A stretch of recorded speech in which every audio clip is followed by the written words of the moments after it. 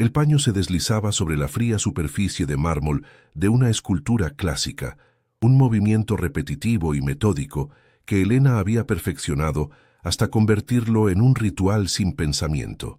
El aroma a cera de limón y a pulimento de maderas nobles impregnaba el aire del inmenso salón, un perfume de opulencia que contrastaba violentamente con el olor a antiséptico y enfermedad que se aferraba a su ropa al volver a casa. Mientras sus manos trabajaban con una delicadeza casi reverencial sobre la figura de un dios griego indiferente a su destino, su mente se encontraba a kilómetros de allí, en una pequeña habitación donde el único sonido era el de una respiración dificultosa. Era un universo de silencios, el de la mansión y el del cuarto de su madre, pero cada uno pesaba de una forma completamente distinta.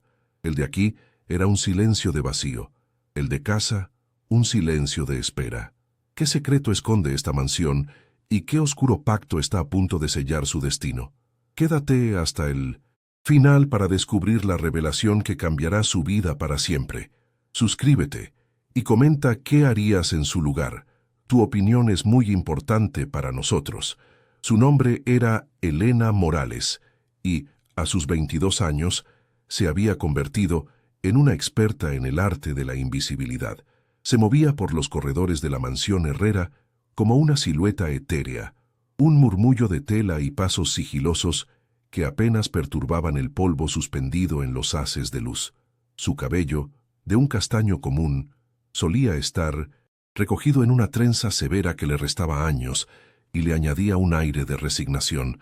Sus ojos, sin embargo, guardaban una profundidad insondable, un universo de emociones contenidas que nadie se había detenido a explorar.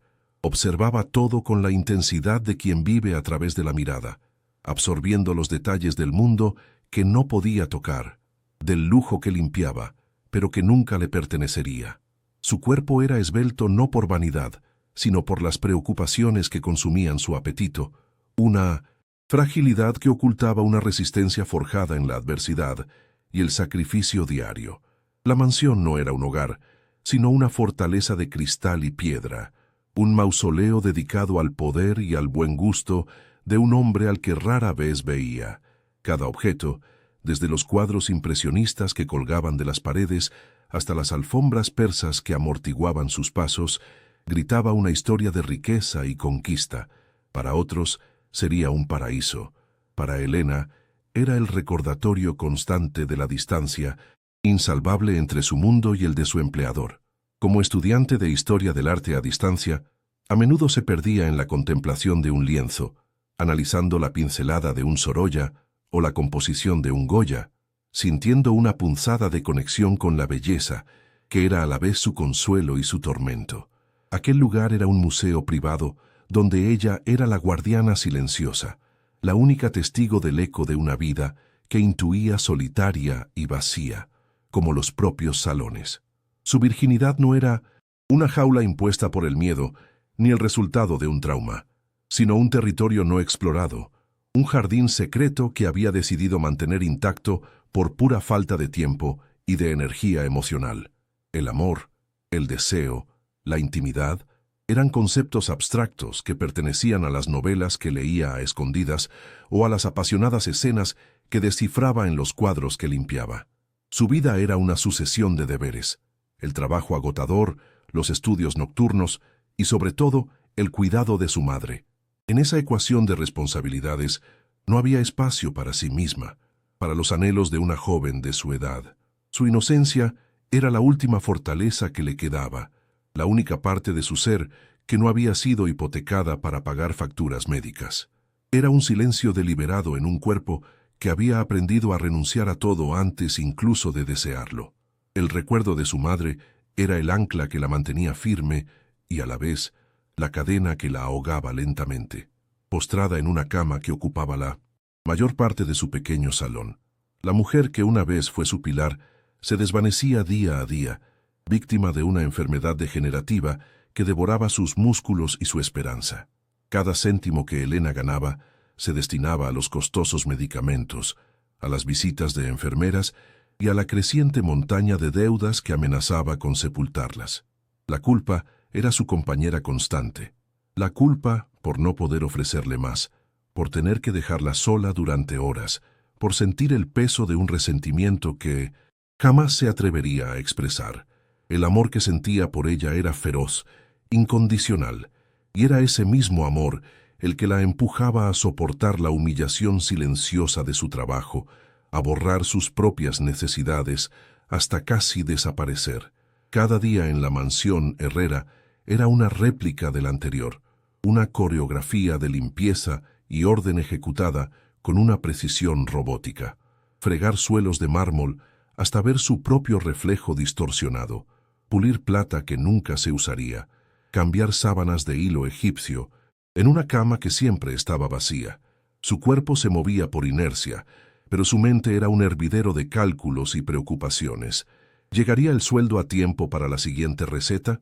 ¿Podría permitirse la nueva silla de ruedas que el médico había recomendado? Este trabajo, que para muchos sería una oportunidad, para ella era una jaula dorada donde su espíritu se marchitaba. El vacío interior que sentía no era de soledad, sino de impotencia, una sensación creciente de que estaba sacrificando su juventud y sus sueños en un altar del que no obtendría ninguna salvación, solo un aplazamiento de lo inevitable. Vivía atrapada entre las páginas de sus libros de arte, donde las pasiones, las traiciones y los grandes amores se plasmaban en colores vibrantes y la realidad monocromática de su existencia. Se sentía como una espectadora de su propia vida, una figura secundaria en una historia que no había elegido protagonizar.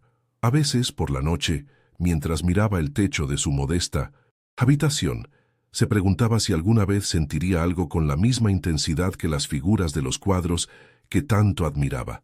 Anhelaba un cataclismo, una ruptura en la monotonía, algo o alguien que la obligara a sentir, a elegir, a vivir de verdad, aunque fuera solo por un instante.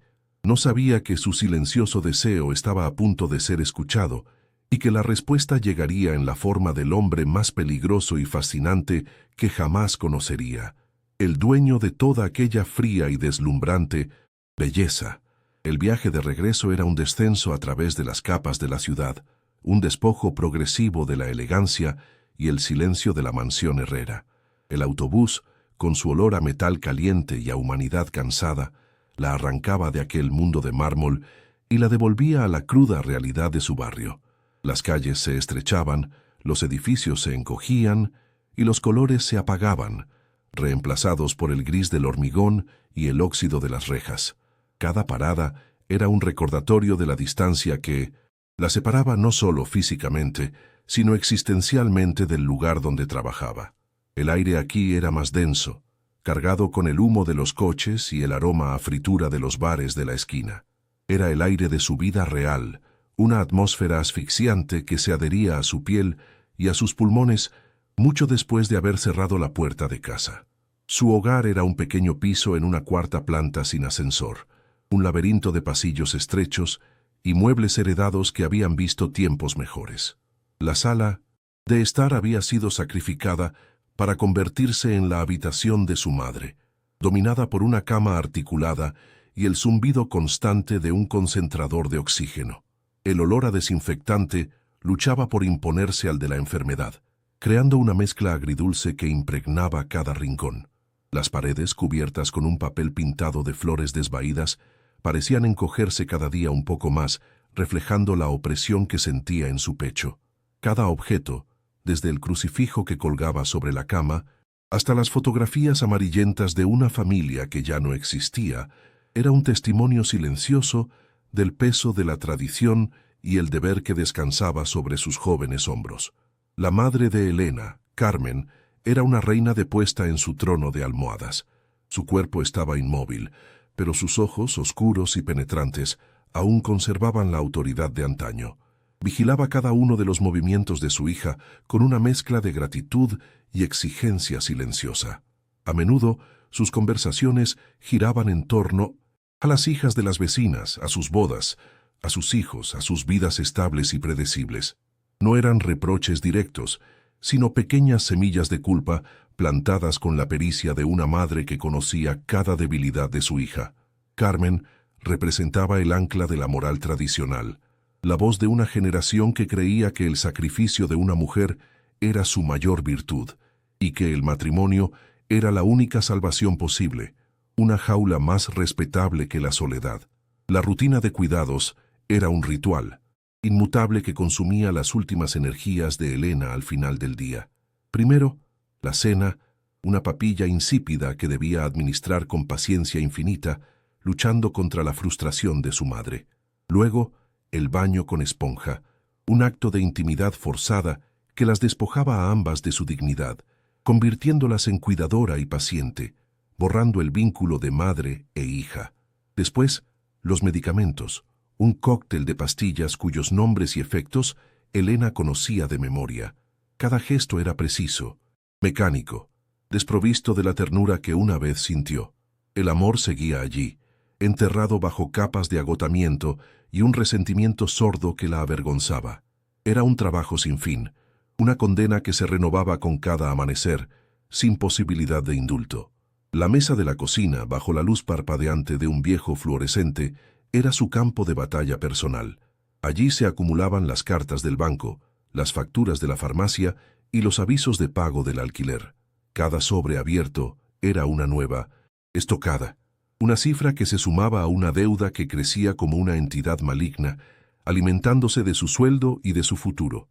Elena pasaba horas haciendo cálculos imposibles, estirando cada euro hasta que casi se rompía, recortando de donde ya no se podía recortar. El dinero que ganaba en la mansión Herrera, que a ojos de sus vecinos parecía una fortuna, apenas era un dique de contención contra una marea que amenazaba con arrastrarlas.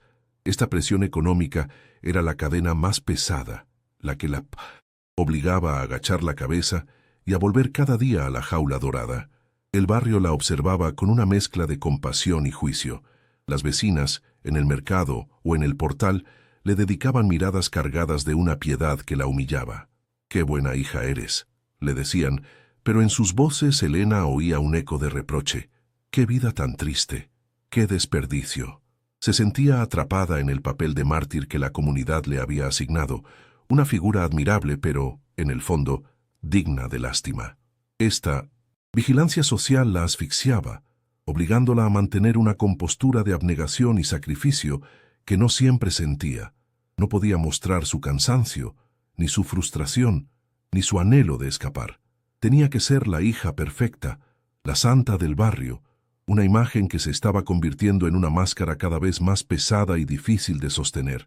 A veces, desde la ventana de la cocina, veía a los jóvenes de su edad reunirse en la plaza. Oía sus risas, la música que escapaba de sus teléfonos, y sentía una punzada de anhelo tan aguda que le cortaba la respiración. Observaba sus gestos despreocupados, sus miradas cómplices, la facilidad con la que habitaban sus propias vidas, y se sentía como una extranjera en su propia generación. Su mundo era el de la enfermedad, las deudas y las obligaciones, un universo paralelo al de ellos, regido por leyes diferentes. No era envidia lo que sentía, sino una profunda y desoladora tristeza por la juventud que se le estaba escurriendo entre los dedos, sacrificada en el altar de un deber que ella misma había elegido, pero que ahora la estaba consumiendo por completo. El recuerdo de su padre, fallecido años atrás, era una presencia constante y silenciosa. Había sido un hombre de principios férreos, un trabajador incansable que le había inculcado el valor del honor y la palabra dada. «La familia es lo primero, Elena», le decía siempre. Tras su muerte, esa frase se había convertido en un mandato sagrado, una promesa que le hizo a su memoria. Cuidar de su madre no era solo un acto de amor, sino el cumplimiento de un legado, la única forma que tenía de mantener vivo el espíritu de su padre. Esta lealtad a un fantasma era una de sus mayores fortalezas, pero también una de las paredes más altas de su prisión, impidiéndole siquiera considerar un camino que se desviara de ese deber autoimpuesto.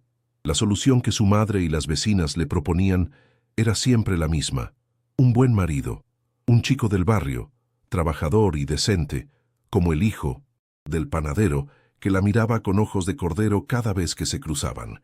Casarse con él significaría seguridad, ayuda económica, una vida normal, pero para Elena Esa idea era tan aterradora como la propia soledad.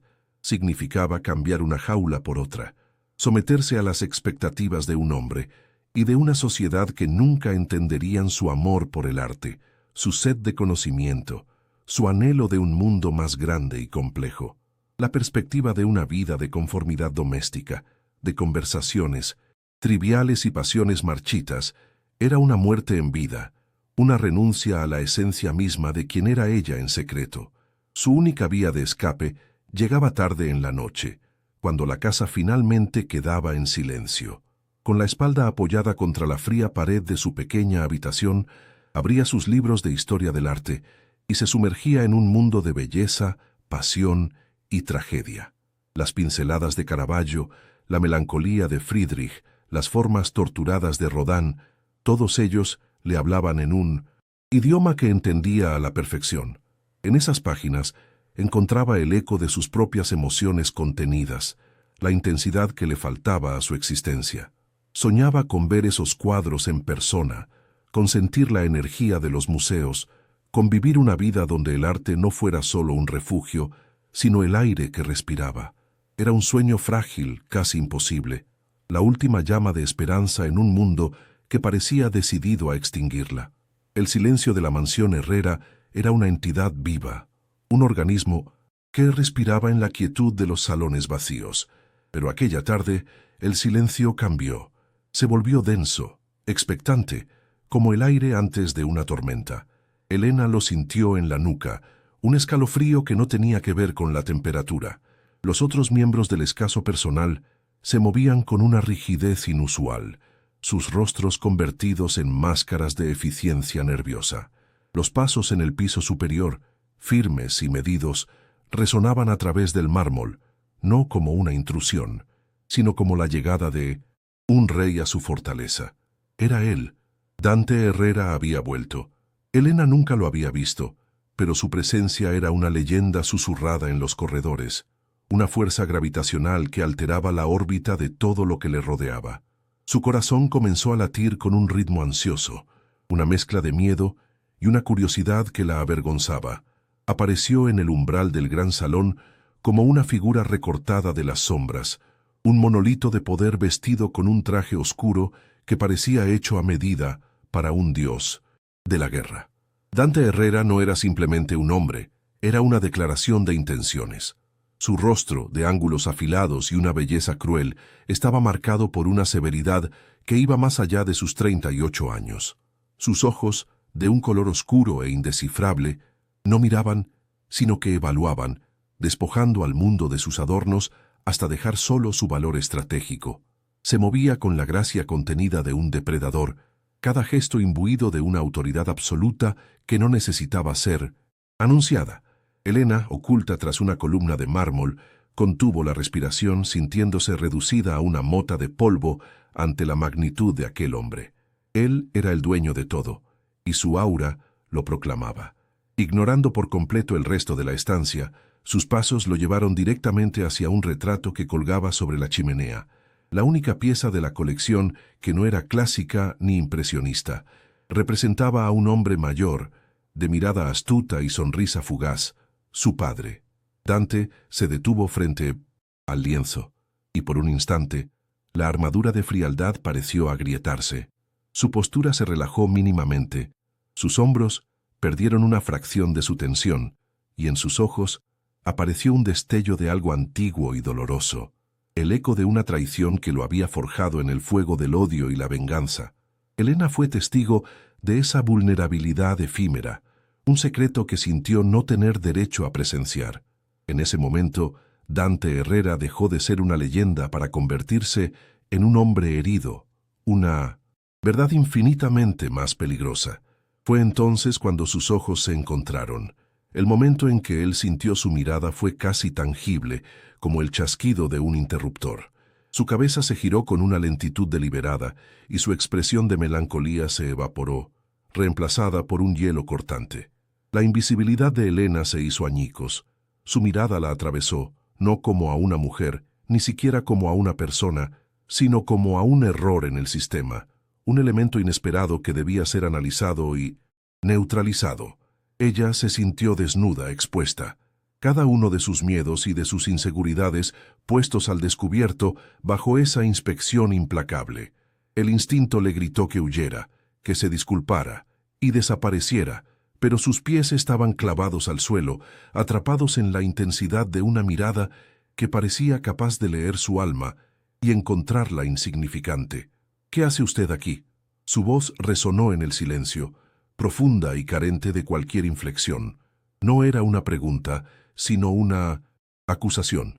El sonido la golpeó como una fuerza física, haciendo que se encogiera instintivamente. Cada sílaba estaba cargada de un poder que no admitía réplica. La voz de un hombre acostumbrado a que el mundo se doblegara a su voluntad. Elena tragó saliva, sintiendo la garganta seca como el desierto. Buscó las palabras, pero solo encontró un balbuceo incoherente en su mente. Él no apartó la vista, esperando su respuesta con una paciencia que era más intimidante que cualquier arrebato de ira.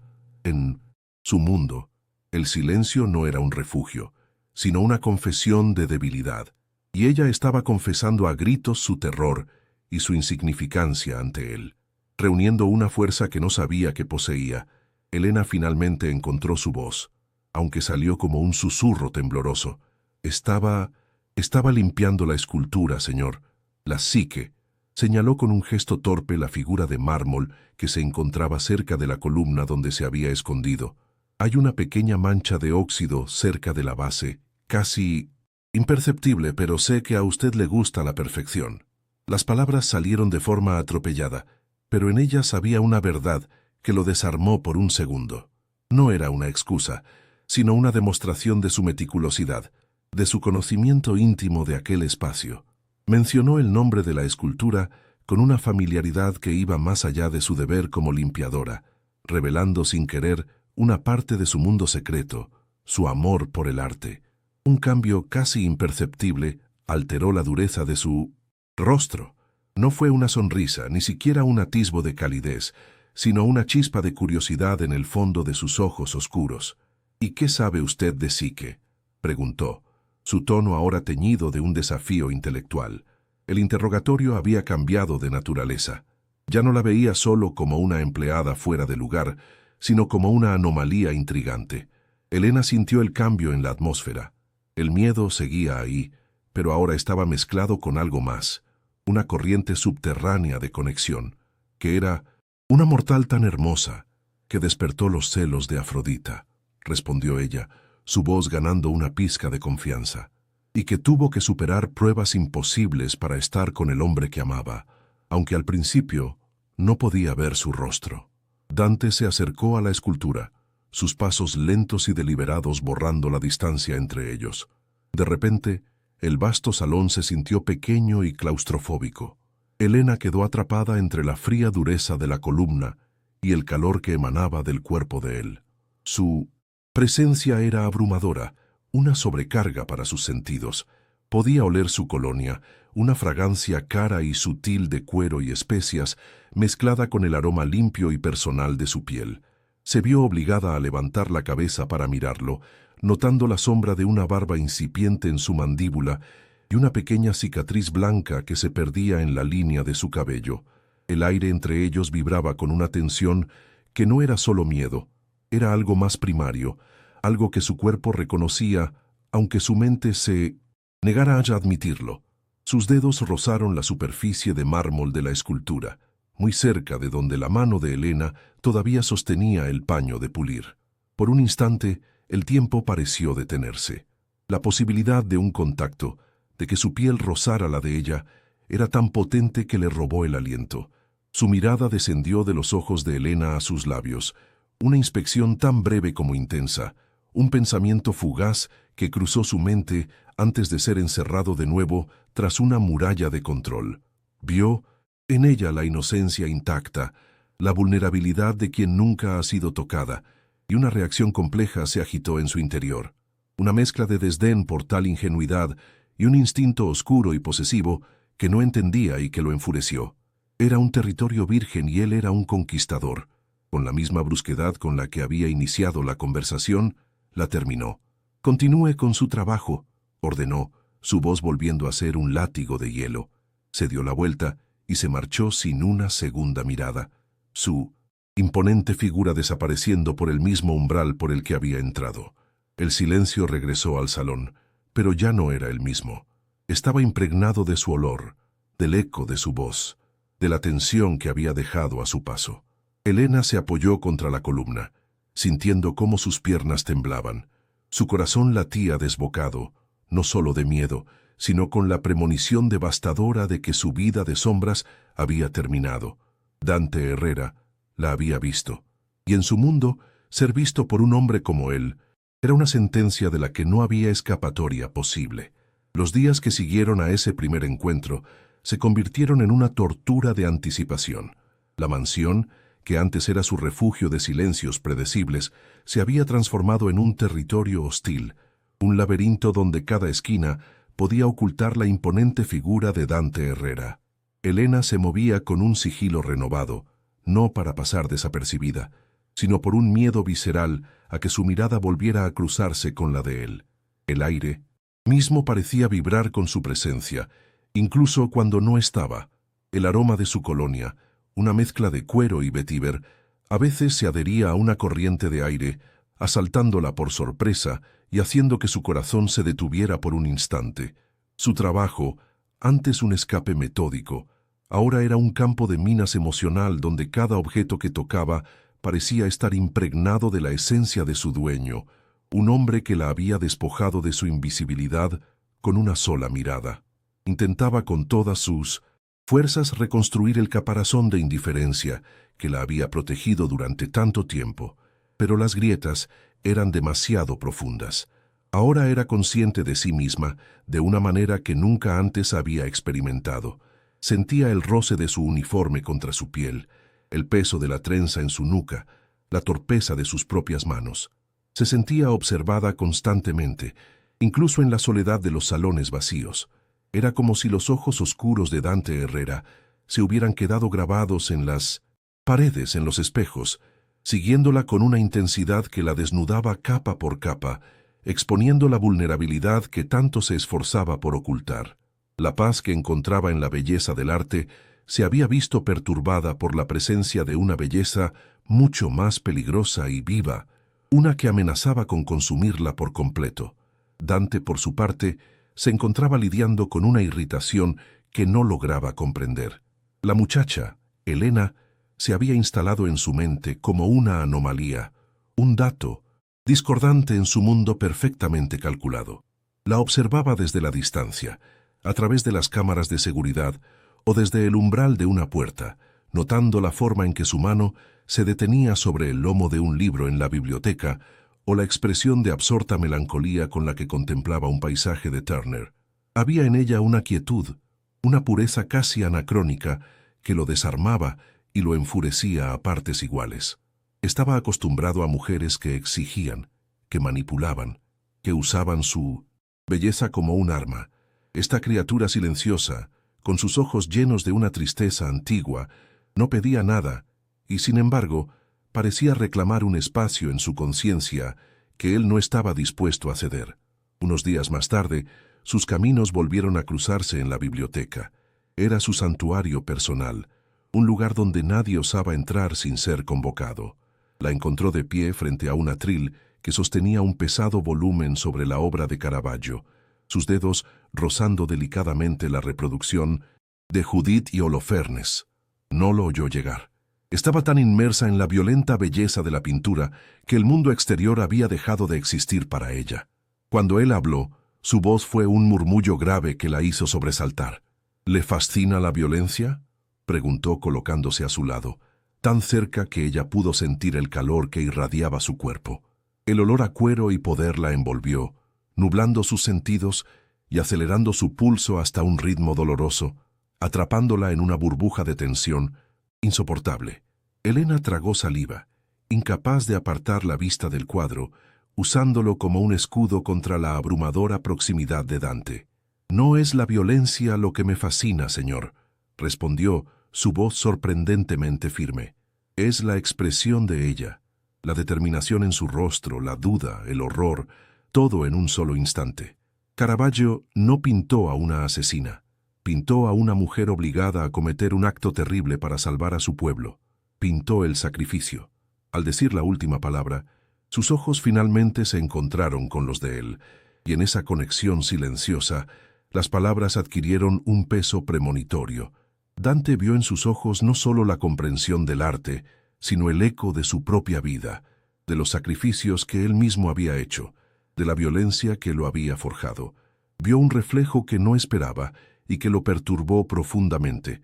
A partir de ese día, los encuentros se volvieron más frecuentes, casi deliberados por parte de él. La buscaba con la excusa de darle una instrucción, de preguntar por un objeto, pero ambos sabían que era un pretexto. Eran duelos silenciosos en los pasillos, conversaciones breves cargadas de un subtexto denso y peligroso. Él la desafiaba con preguntas sobre arte, sobre historia, y ella respondía con una inteligencia y una sensibilidad que lo descolocaban. Para Elena, cada encuentro era una mezcla de terror y una extraña euforia. Sentía como una parte de ella, largo tiempo dormida, despertaba ante el estímulo de su mente afilada. Por primera vez en su vida, alguien la veía, no como la hija abnegada o la empleada eficiente, sino como una mente, como una mujer, y ese reconocimiento era tan adictivo como aterrador. El deseo, un concepto que hasta entonces solo había conocido a través de la literatura, comenzó a tomar forma en su interior.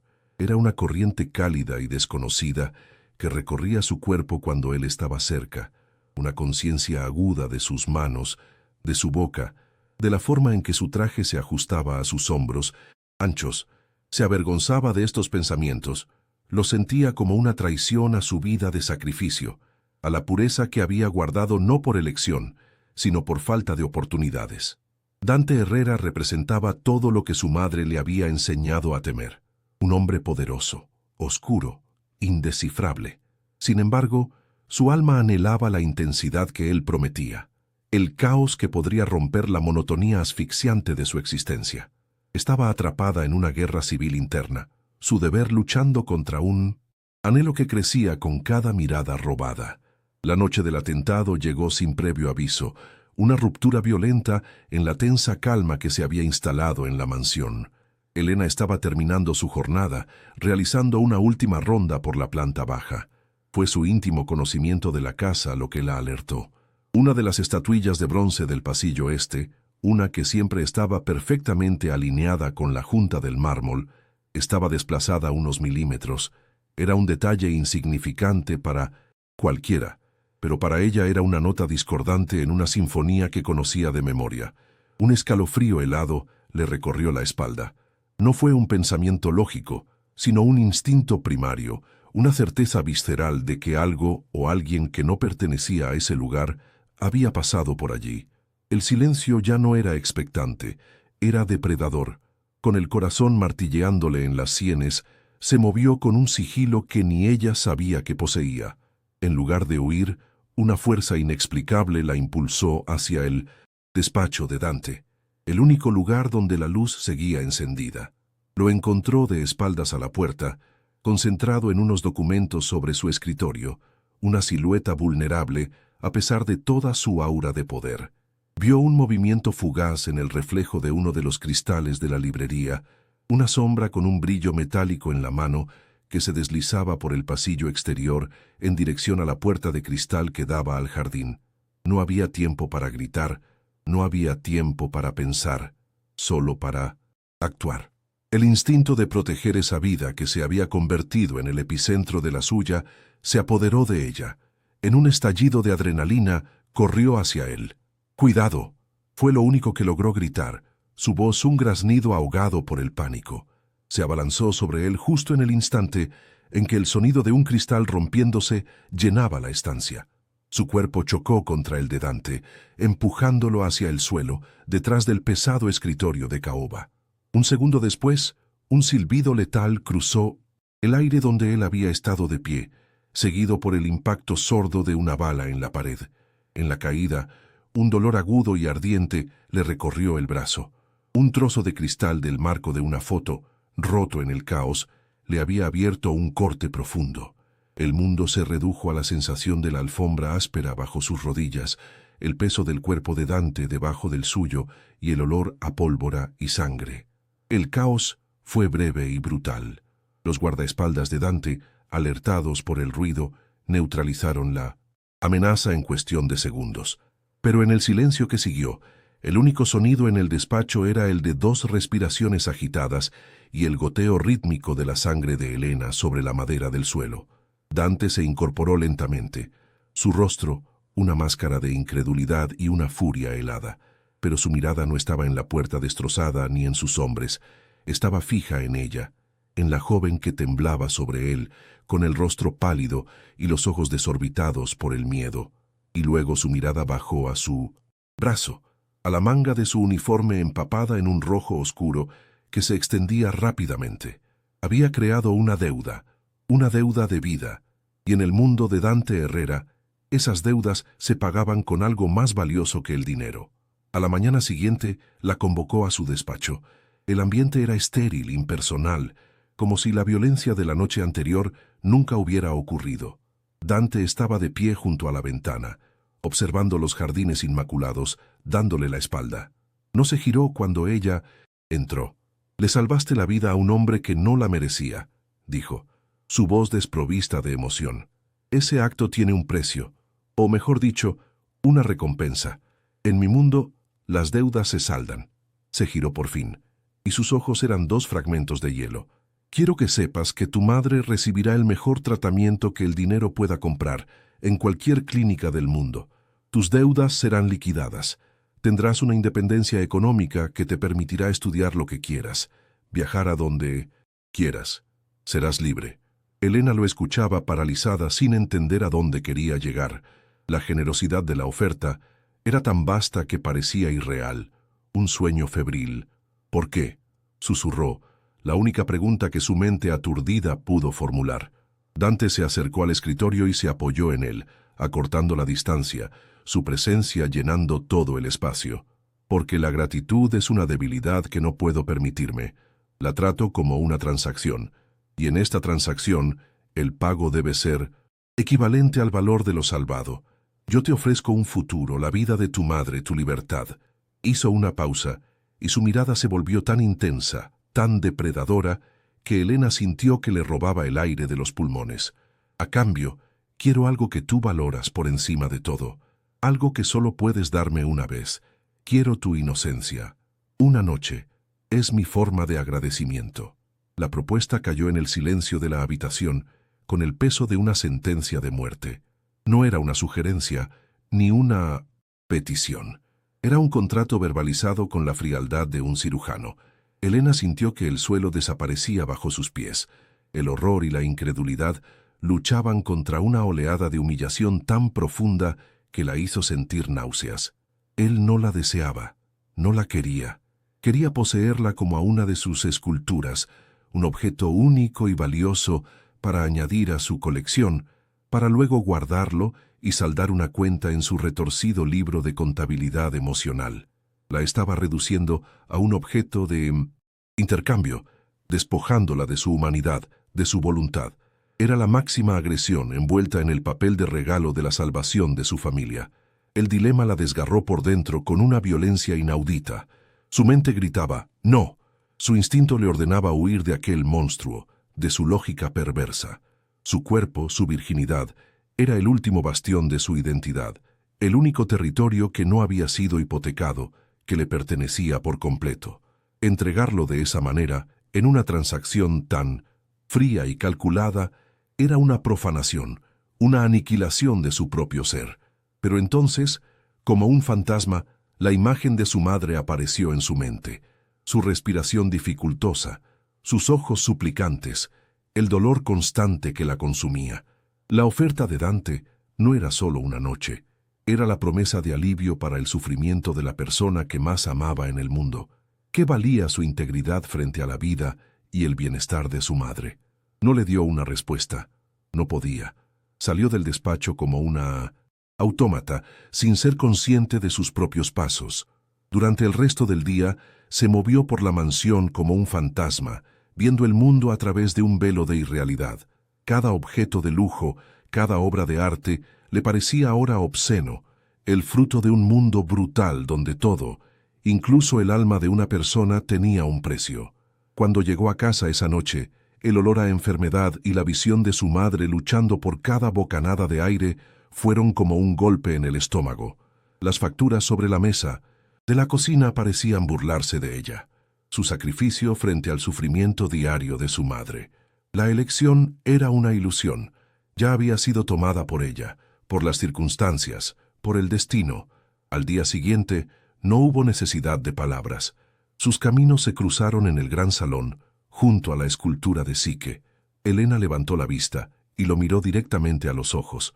Ya no había miedo en su mirada, solo una resignación profunda y una tristeza infinita. Dante vio su respuesta en ese silencio. Vio que había aceptado su destino, que estaba dispuesta a sacrificar su mundo por el de su madre. Por un fugaz instante, una emoción que no supo identificar cruzó su rostro. No era triunfo, sino algo más oscuro y complejo, quizás un atisbo de remordimiento, o el reconocimiento de que al reclamar la inocencia de ella, estaba a punto de destruir la última pizca de la suya. El contrato estaba sellado. Solo quedaba esperar a que cayera la noche. La puerta de la alcoba de Dante se abrió, ante ella sin que tuviera que tocarla, revelando un espacio que no era un dormitorio, sino un mausoleo de control y soledad. Las paredes estaban revestidas de una madera oscura y pulida que absorbía la luz, y los muebles, de líneas minimalistas y angulosas, parecían diseñados para repeler cualquier atisbo de comodidad. No había fotografías ni objetos personales, solo el orden implacable de un hombre que había erradicado el caos de su vida. En el centro, una cama inmensa, cubierta con sábanas de minos, un blanco tan puro que resultaba violento. Elena entró en la habitación como una novicia entrando en el templo para su sacrificio. No sentía miedo, o al menos no de la forma que había anticipado. Era una calma gélida, la resignación de quien ha aceptado que su destino ya no le pertenece, habiendo entregado su voluntad en el umbral de aquella puerta. Él la esperaba de pie junto a un ventanal que mostraba la ciudad como una constelación de luces lejanas a sus pies. Llevaba una camisa de lino negro, desabrochada en el cuello, y sostenía un vaso de whisky cuyo color ambarino era el único punto cálido en toda la estancia. No se giró al oírla entrar, sino que habló a su propio reflejo en el cristal. «Puedes marcharte si quieres», dijo, su voz un murmullo grave y sin inflexiones. «El acuerdo está hecho. El dinero será transferido mañana por la mañana, sin importar lo que ocurra esta noche. Vete». No era un acto de piedad, sino la prueba final, el último giro de un cuchillo psicológico. Quería que ella eligiera su propia profanación, que fuera un acto de voluntad y no de coacción. Elena permaneció en silencio, su inmovilidad una respuesta más poderosa que cualquier palabra. Su sacrificio no admitía escapatorias. Con una lentitud que era en sí misma un acto de desafío, Elena levantó las manos hacia el primer botón de su sencillo vestido de algodón. Sus dedos temblaban, pero su determinación era inquebrantable. Cada botón que desabrochaba era un eslabón roto de la cadena de su vida anterior, un adiós a la niña que fue, a la inocencia que había protegido con tanto esmero. No lo hacía por él, sino por la imagen de su madre respirando con un poco más de facilidad, por la anulación de las deudas que las ahogaban. Era un acto de amor puro, pervertido en una transacción de carne. Dante finalmente se giró, y la expresión de su rostro cambió al presenciar su silenciosa rendición. Esperaba lágrimas, súplicas, miedo. No esperaba esa dignidad devastadora, esa fuerza que convertía su acto de poder en una profanación de algo sagrado, y eso lo desarmó por completo. La quietud con la que ella se despojaba de su ropa lo obligó a moverse. Cruzó la distancia que los separaba, sus pasos amortiguados por la gruesa alfombra. El aire entre ellos crepitaba, cargado de una tensión que iba más allá del deseo o del poder. Cuando se detuvo frente a ella, vio la vulnerabilidad de su cuerpo esbelto, la palidez de su piel bajo la luz artificial, y por primera vez sintió una punzada de algo que se parecía peligrosamente al remordimiento. Ella no levantó la vista, manteniendo sus ojos fijos en un punto abstracto en su pecho, como si al no mirarlo a la cara pudiera preservar una última parte de sí misma. Él no era el depredador que creía ser, y ella no era la presa que él había imaginado. Eran dos almas rotas a punto de colisionar en la oscuridad. Cuando sus dedos finalmente rozaron la piel de su hombro, Elena se estremeció violentamente, un espasmo involuntario que recorrió todo su cuerpo. El contacto no fue brutal ni posesivo, sino extrañamente vacilante, casi reverencial. La mano de Dante, una mano que había firmado sentencias de muerte y construido un imperio, trazó la línea de su clavícula con una delicadeza que la confundió.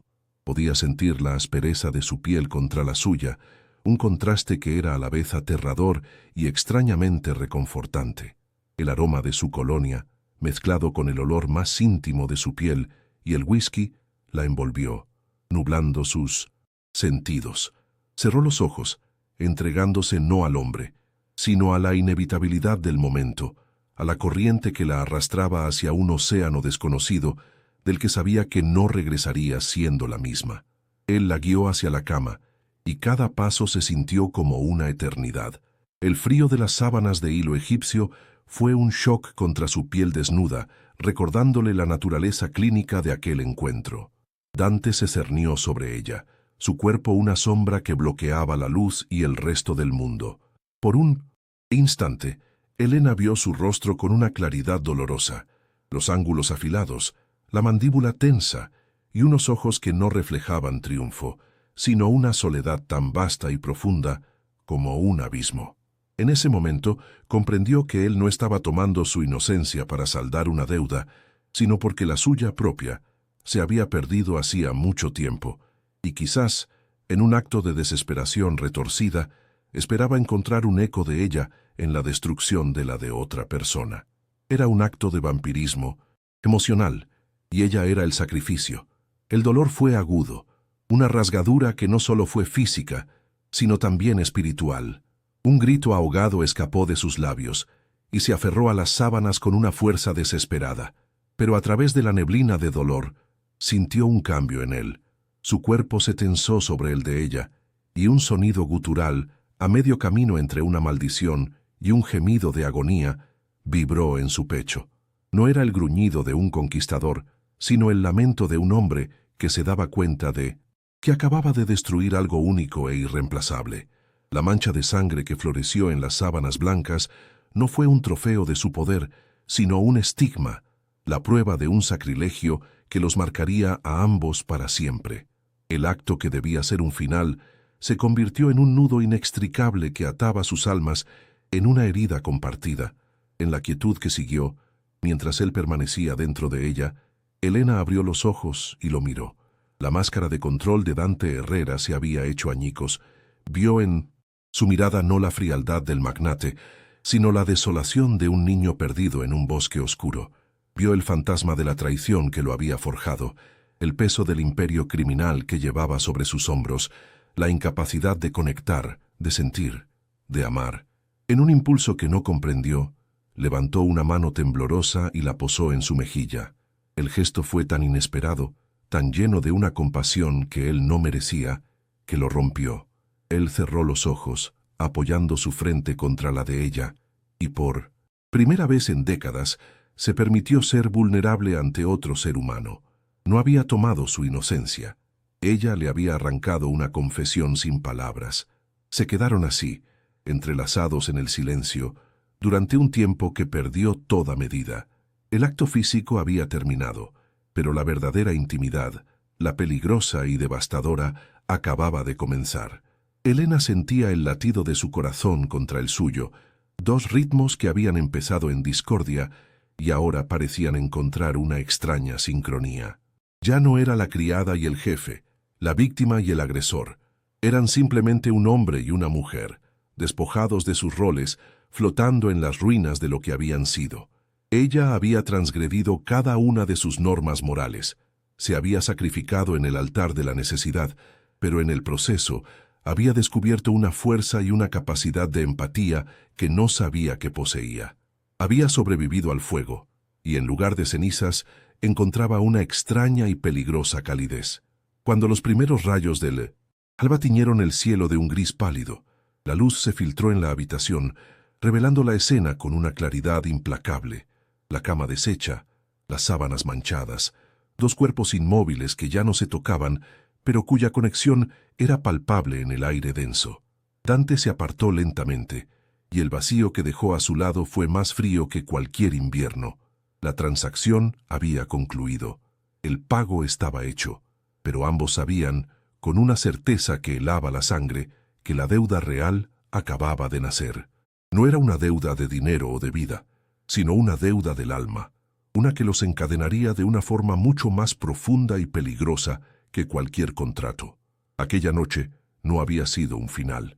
Había sido el prólogo de una historia escrita con dolor, sacrificio y un deseo tan oscuro como la propia noche. El amanecer la encontró sola en la inmensidad de aquella cama. El lugar a su lado estaba frío, una ausencia tan elocuente como una bofetada. No había una nota ni una palabra, solo el silencio de 1900. Una transacción completada. Dante se había marchado antes de que la luz del día pudiera ser testigo de su debilidad compartida, borrando su presencia como si nunca hubiera existido. Elena se vistió con la lentitud de un autómata, cada movimiento una agonía sorda en su cuerpo y en su alma.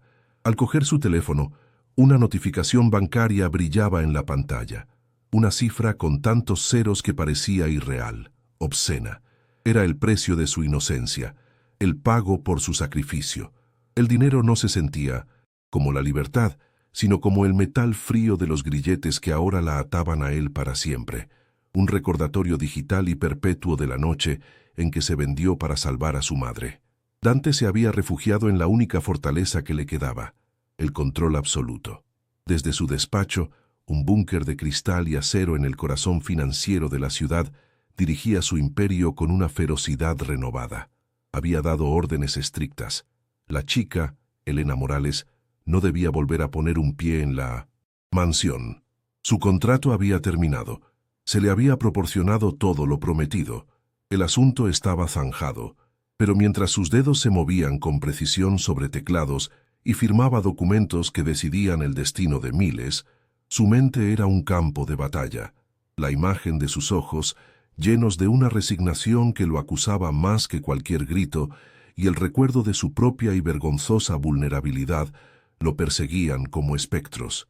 Intentaba ahogar su memoria en el trabajo y el whisky, pero ella se había convertido en una herida interna que se negaba a cicatrizar. El viaje de vuelta a su barrio fue un descenso a un infierno de familiaridad. Cada rostro, cada edificio, cada sonido que antes constituía su mundo, ahora le parecía ajeno, como si lo observara a través de un cristal grueso y distorsionador. Se sentía marcada, una extraña en su propia piel, portadora de un secreto tan pesado que curvaba sus hombros.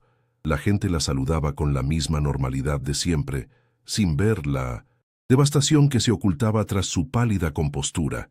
Al entrar en el portal de su edificio, el olor a humedad y a comida casera, que antes era sinónimo de hogar, ahora le provocaba náuseas. Ya no pertenecía a ese lugar, a esa vida sencilla de deberes y renuncias. La noche anterior la había expulsado de su propio pasado, dejándola a la deriva en un presente que no reconocía como suyo.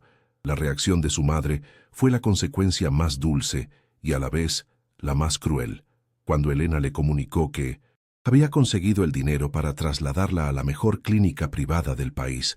Las lágrimas de Carmen no fueron de tristeza, sino de una alegría y una gratitud tan puras que a Elena le quemaron por dentro. Mientras hacía las gestiones, escuchando a los médicos hablar de nuevos tratamientos y de una calidad de vida que creían imposible, sentía una disociación total. Cada palabra de agradecimiento de su madre, cada beso tembloroso en su mano, era una vuelta de tuerca en su conciencia. Había comprado la esperanza de su madre con la moneda de su propia alma, y el alivio que veía en sus ojos era el reflejo de su propia condena. El amor que las unía ahora estaba cimentado sobre una mentira que las separaría para siempre. Los días se convirtieron en un limbo de silencio y aislamiento.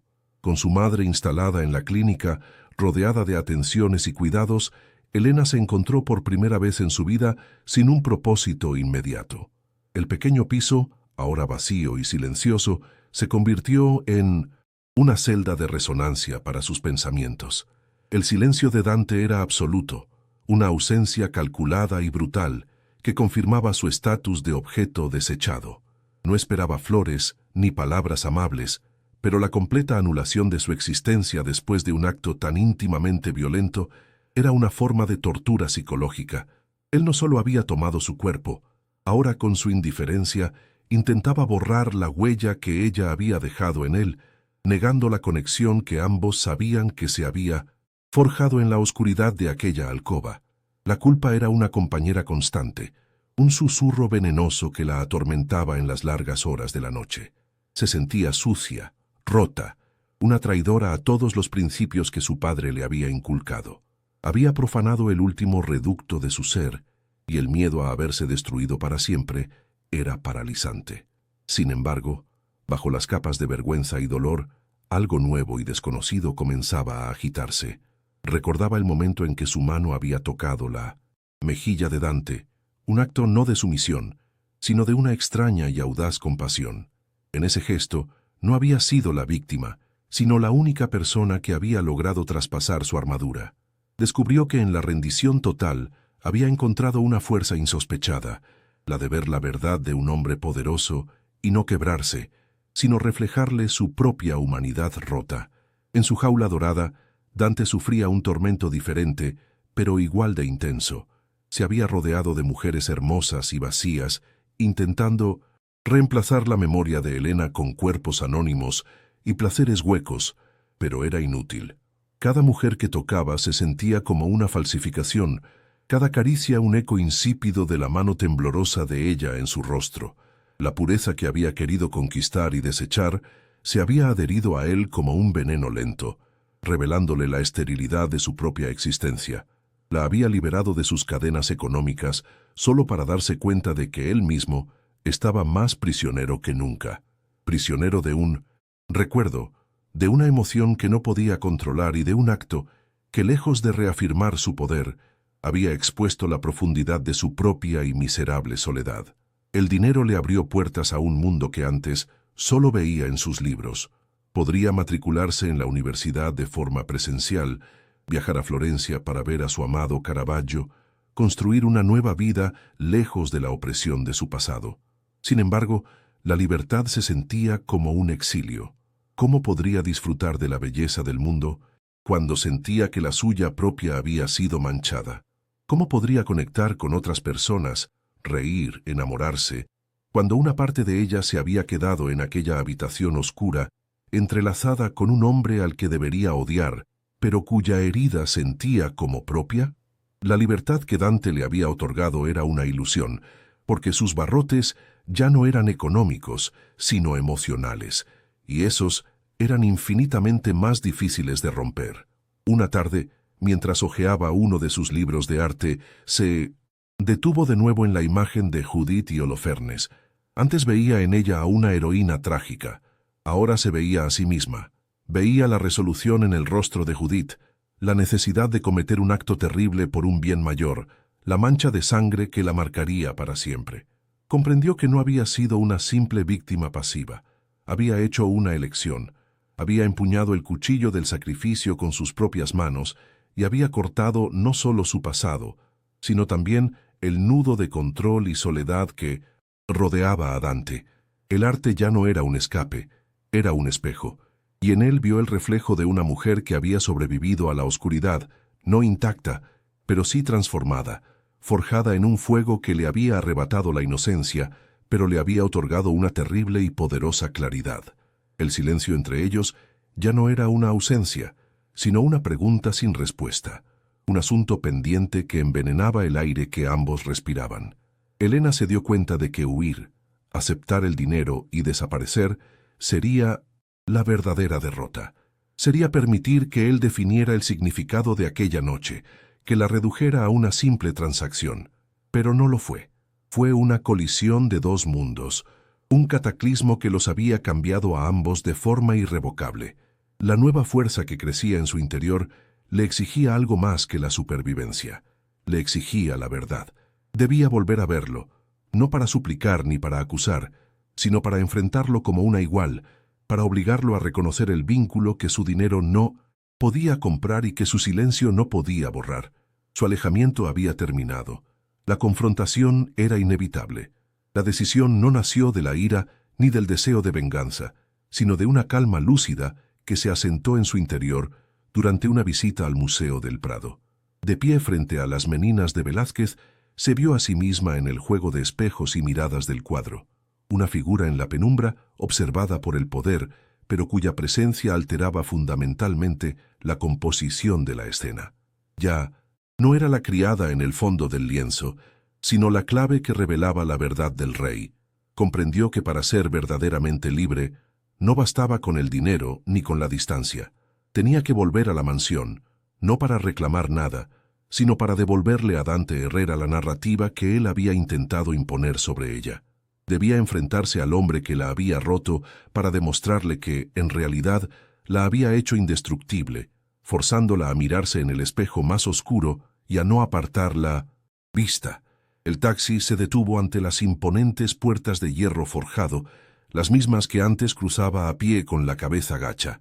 Esta vez, las puertas se abrieron para ella sin vacilación, reconociendo no su nombre, sino el poder que ahora emanaba de su quietud.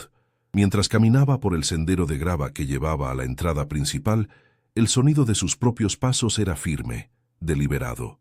La mansión ya no le parecía una fortaleza inexpugnable, sino una jaula de cristal magníficamente construida, y ahora veía con una claridad dolorosa al hombre que se había encerrado voluntariamente dentro. No sentía miedo, sino una extraña y profunda piedad.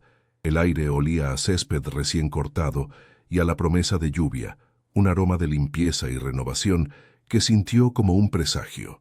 Estaba allí para limpiar la última mancha, la que ambos llevaban en el alma. Lo encontró en la biblioteca, su santuario de orden y conocimiento. Estaba de espaldas a ella, contemplando la ciudad a través del inmenso ventanal, una silueta solitaria recortada contra el cielo gris plomizo. No se sobresaltó cuando ella habló, como si una parte de él la hubiera estado esperando desde la noche en que se marchó. Se giró lentamente, y su rostro era una máscara de control impenetrable, pero sus ojos, oscuros y atormentados, traicionaron el cataclismo que su presencia desató en su interior.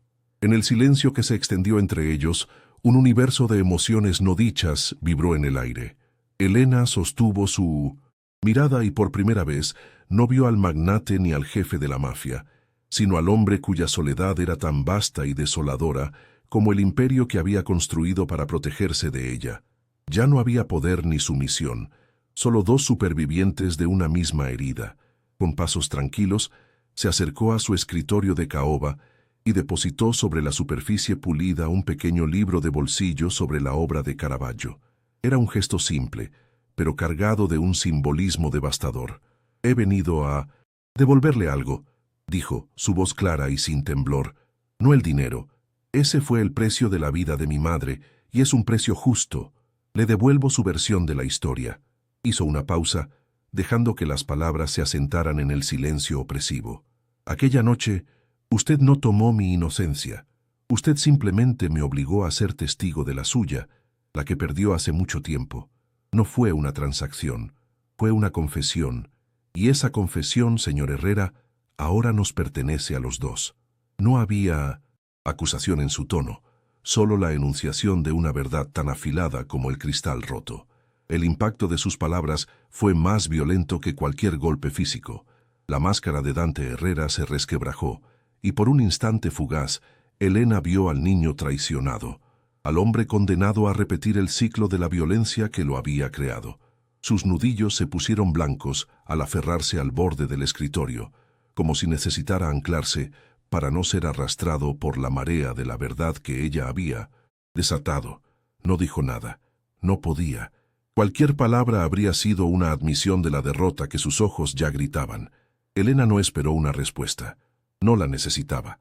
Se dio la vuelta y caminó hacia la puerta, sintiendo su mirada clavada en su espalda, una mirada que ya no era de posesión, sino de una pérdida tan absoluta que era casi tangible. El poder había cambiado de manos, no a través de la fuerza, sino de la compasión. Al salir de la mansión, el sol se abrió paso entre las nubes. bañando el jardín con una luz dorada y suave. Elena respiró hondo, llenando sus pulmones con el aire limpio de su nueva libertad. Una libertad que ya no era un regalo comprado con su cuerpo, sino un territorio conquistado con su espíritu. No sabía qué le depararía el futuro, si el camino la llevaría a Florencia, a una nueva vida, o eventualmente de vuelta a la órbita de aquel hombre herido. Pero por primera vez, el futuro era un lienzo en blanco y ella sostenía el pincel. Su historia de sacrificio y redención nos enseña que la verdadera libertad se encuentra al enfrentar nuestras sombras. Si esta historia ha tocado tu corazón, suscríbete para no perderte ni un capítulo, dale a me gusta y comparte. Y cuéntanos en los comentarios, ¿crees que una conexión forjada en el dolor puede transformarse en amor? Tu opinión es la pieza final de este relato.